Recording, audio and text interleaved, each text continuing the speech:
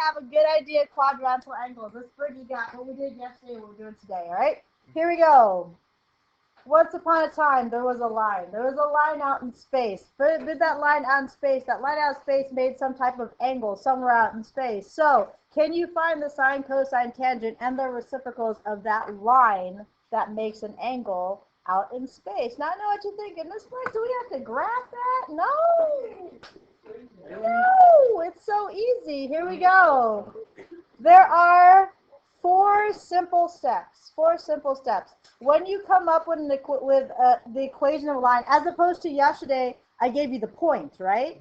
This one, you have to find the point to make the angle. So you have to find the x's and y's. So step one, just find a point on that line by just picking an x. Pick an easy value of x. How do I know what's an easy value of x, Miss Fleck? Well, here's the deal. They gave you a hint. They said x is some number, right, that is less than or equal to 0. So give me a number that's less than or equal to 0. 0. Yeah, that's good. So let's let x equal 0, just based on that equation, right? X is equal to 0. All right. Step 2, once you have the x, then you need to find the y. Exactly. So plug it in and solve for y.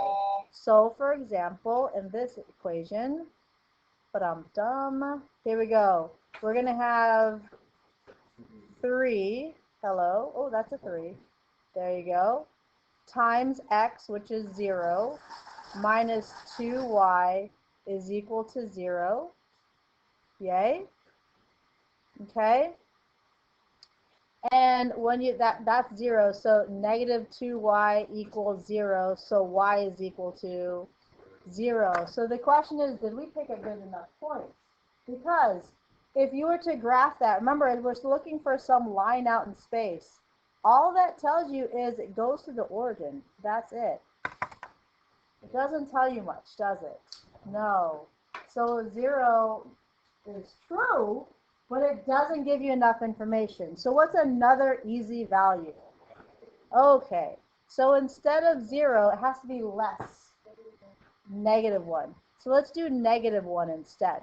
Okay, so instead of 3 times 0, let's do 3 times negative 1. And you'll get better at this. I'm just showing you like the process right now. You won't have to guess and check as much next time. Okay, so here we go. If we picked 3 is negative 1 minus 2y equals 0, right? We got negative 3 minus 2y is 0. Let me erase this part up here so I can keep writing. There it is. All right. So use your algebra. What do you do next? Add the 3. So it becomes negative 2y equals 3. Very good. And then you got y equals negative 3 over 2, which is like 1.5-ish? Yeah? So negative 1.5? Hello. 5. Okay. Is good? All right, so now we have a y is like negative 1.5. So now we have x is negative 1, y is negative 1.5. Now what's the next step? We need x, y, and r, right? So from this equation, let me use the pen, I'll get out of the way in a second. We have the points negative 1 and negative 1.5, right? So the next step is to find the r. Okay. I need to select, so scrolling down. All right. Here we go. 10. All right. By the way, if you don't like the decimal, you could have picked an even better x, which was 2. Right? If you picked 2, it would have been a better one. Would you like to do that without the decimals? No? Okay, let's keep it up. All right, here we go. All right. Right. Here we go. So to find the r, you would use the r squared equals x squared plus y squared. Ooh. Remember that formula from yesterday?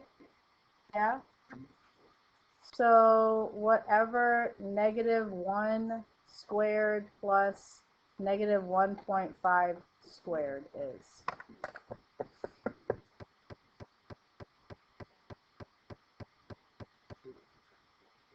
What is it? 2.25. Is it 2.25? Yeah? I'm going to check. So it's 2.25? 0.25? Oh boy. Hang on. 2.25. Right? So r would be the square root of 2.25.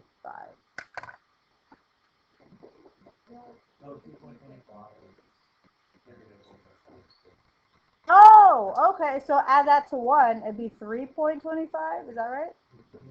Okay. Okay. Here we go. And yeah, we're not even going to do that one because that's nasty. All right. So here we go. Just leave it as a square root. Trust me, it's going to be so much nicer. Now that you have x, y, and r, you can find the 6 trig ratios. All right. Since our numbers, just let me recap. Okay. Since our numbers were x equals -1, y equals -1.5, and then r is equal to the square root of 3.25. Here's r, sorry. That's r. Yeah. Right? These numbers, because they're decimals, might be different from what's in the back of the book, but it'll have the same value. As long as you have a similar value, you're good. All right. If your numbers are slightly off, but they give you the same ratio, it's good. In the book, they use the numbers 2 and basically they just doubled it. It had 2 and -3, and that became like square root of 13. But this is also the same ratio. Just want to give you an idea how to do it. Yeah. Okay. So let's go through them. Here you go.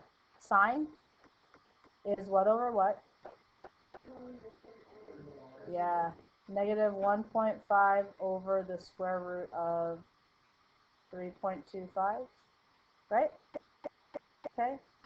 And then cosine. So -1 over root 3.25. Oh my gosh. That's terrible. All right, I'm going to do this. Hang on. Yeah. Let me go here. So we're going to have to memorize. Yeah. We have to memorize all the cosine, sine. Yeah, x over ry over x. Yep. Okay. And then tangent, yes you can. Tangent's y over x, so -1.5 over -1 is 1.5. Okay. Here's the deal though, right? When it comes to, let's finish writing up. Here we go. Reciprocal of sine is CSC. Very good. Cosecant, just flip it. So root 3.25 over -1. right, and then secant is.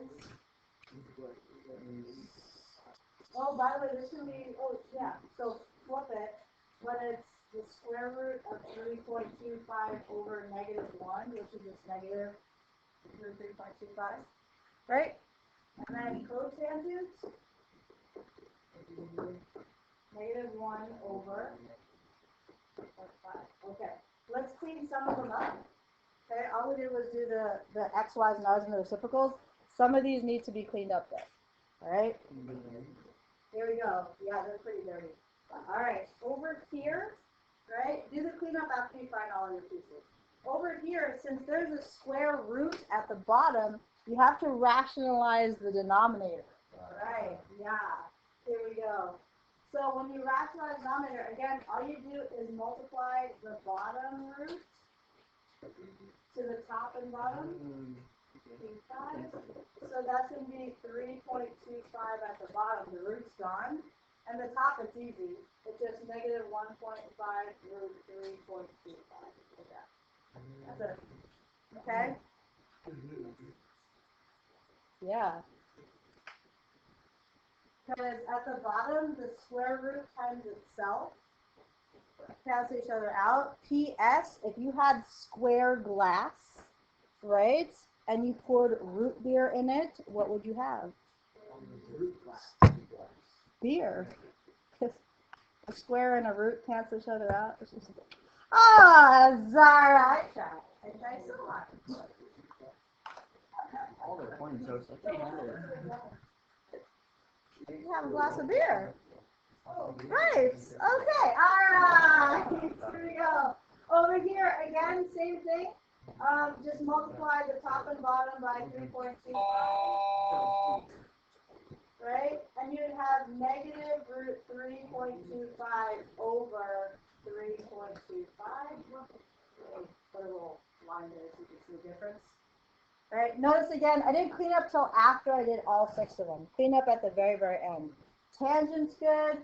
All of these are good, except secant, since it's being divided by negative 1, you can just, like, forget that negative 1, and this is just negative root 3.25. Right?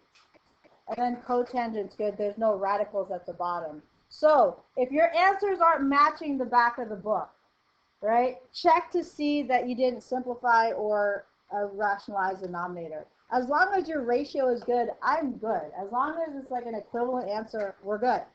Yay? Yay. All right, here we go. To the back page. Haha. Nope. Nope. Okay, here we go.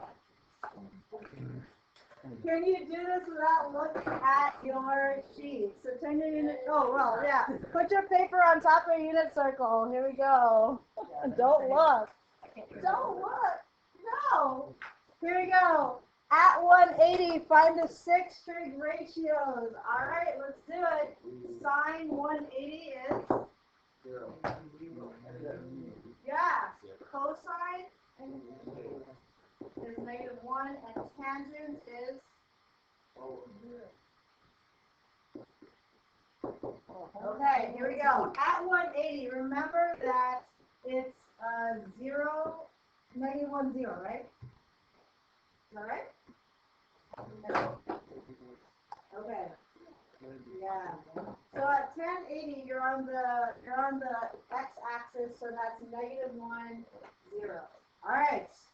So think. Here we go. Sine is the x, sine is the y, cosine is the x. Tan is y divided by x. So it's 0 divided by negative 1, which is just 0. It's the x divided by the y. It's the x divided by the y. Yeah. You have it memorized? Yeah, same. You have not memorized it? Okay. Here we go. It's going to happen. It's going to happen. Here you go, Ian. All right. You're welcome, Mark. All right. There's 6 of them. There's 6 of them. Here we go. It might help. It might help because you know that in the unit circle, the r is always 1, right? So if you're at negative 1, 0, the r is always 1. So sine is y over r. So that's 0 over 1, negative 1 over 1, and then 0 over negative 1 for the tan. It'll help you with the other part. Here we go. Wait, so why would you divide it by 1? To help you with the reciprocal. Okay. Dividing by 1 doesn't change the problem. It just helps you when it comes to reciprocals. Okay. Are we good to move on? Good? All right, there's 3 of them. There's 3 out of 6. Come on. The reciprocal of sine is cosecant. The cosecant at 180 is the flip of that. So negative 1? 1 over 0. Now, what happens when you divide by 0? Undefined. Undefined. So yes, some of these things will be undefined. Okay? Okay? The secant at 180 is going to be 1 over negative 1, which is just negative 1. Hey. Okay, here we go. Tangents. Tangent at 180 is going to be, yes, it's going to be negative 1 over 0, which means it's undefined. Okay? What's up? Cotangent. Thank you, sir. Oh, smart. Here we go. Yeah, cotangent at 180. So there's all 6. Too much, too little, too late. Yes, no, maybe. So, this is some crazy stuff. Is it? Is it crazy? Is it crazy? Okay. Here we go. For this next one, you can find the x, y, and r, or you could just do the unit circles. Because here's the thing. Over here, in this column, it says there is an angle at 0, negative 5. Right? So 0, negative 5 is right here. Right? You can use your x, y's, and r's, or you can use your unit circle. So if you use the x, y's, and r's, we know that x is equal to 0. The y is equal to negative 5. What's the r? What's the distance away from the origin? 5. It's 5 spaces away. Okay. Or you can tell that this thing is at what degree? 270. 270. It's at 270. So you can either just take the x, y's, and r's from there, or just know that they are at 270 and do the zeros and ones and so on. All right? Okay, I'll show you both. I'll show you both ways. Here we go. All right. Here you go. If you use the x, y's, and r's, then the sine at that angle is y over r. So negative 5 over 5. Right? Okay, we'll clean it up in a little bit. Cosine is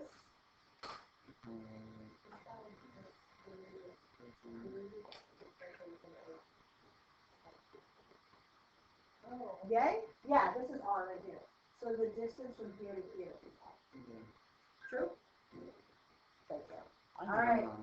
So cosine is 0 over 5, and then sine is, or sorry, tangent is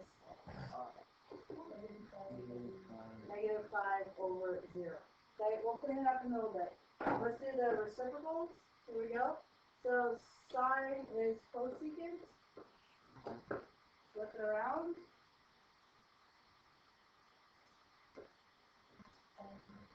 Sine over negative 5.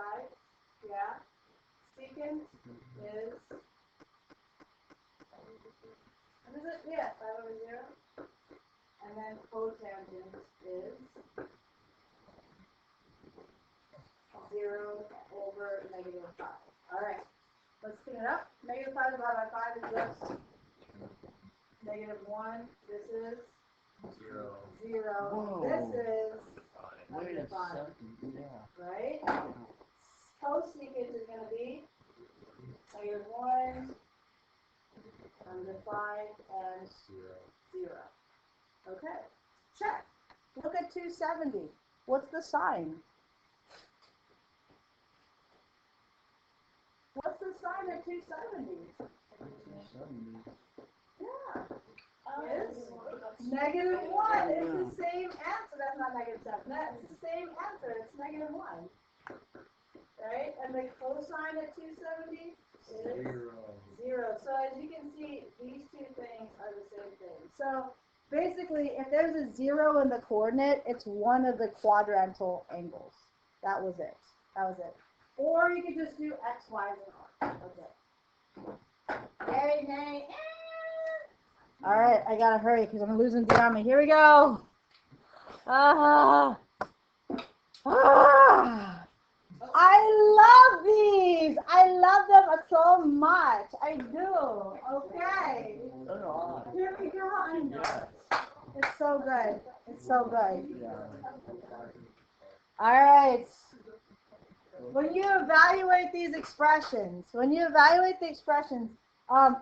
0, 90, 360, 180, 270, again, your answers are just 1, 0, negative 1, right?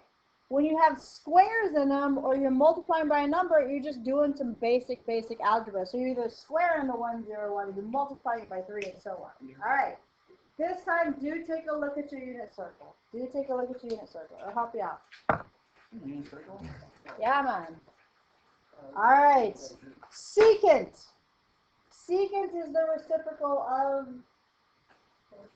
cosine, right? Secant is the reciprocal of cosine. So, what's the cosine at 180? Hey, Ian, what is it? Negative 1, right? It's negative 1. All right. So, what's the secant at 180? So let's just put negative 1. Oh, hello.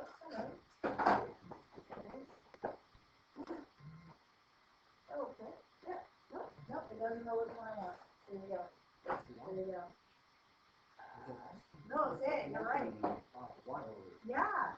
It's also 1.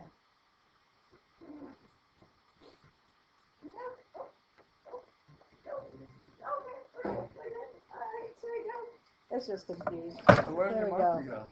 I have no idea what happened. I have no idea. There's a purple marker there. I know. I always misplace it. You found it! Ding, ding, ding. You know, I found Waldo in Germany. I did. He wasn't a random sticker in Germany. All right, here we go. All right, so for this one, right, we know that the cosine at 180 is equal to, is it negative 1? Negative 1. So it's negative 1 over 1, so if you flip it, it's still negative 1. That means the secant at 180 is also negative 1, right? And all this says is square that answer. That's it. Yay? Okay. Woo, Thomas. All right, let me change pens. Okay, then the next part is minus 3 times, what's the sine at 360? Yes, it is 0. Very good. So you're just squaring that 0. That's it. That's all that says. I know, man. I know. Okay. And last but not least, the cosine at 180 is negative 1. Bless you, love. Negative 1. And so that's all you're simplifying. Negative 1 squared is 1. Minus 3 times 0 is 0. Plus negative 1 is just 0. All that work for 0. I know. I'm so excited. So excited. I will. Yeah, it's a good time. Okay. All right. Challenge yourself by not looking at the unit circle first, and then check yourself, so that way you really, really know it. All right, here we go. Because eventually you're going to have to fill out that whole thing from memory. Oh, good. Oh, good. Yay! You have a unit circle test. Yes. No, eventually. You have to fill it out soon enough, though. Oh, goodness. All right.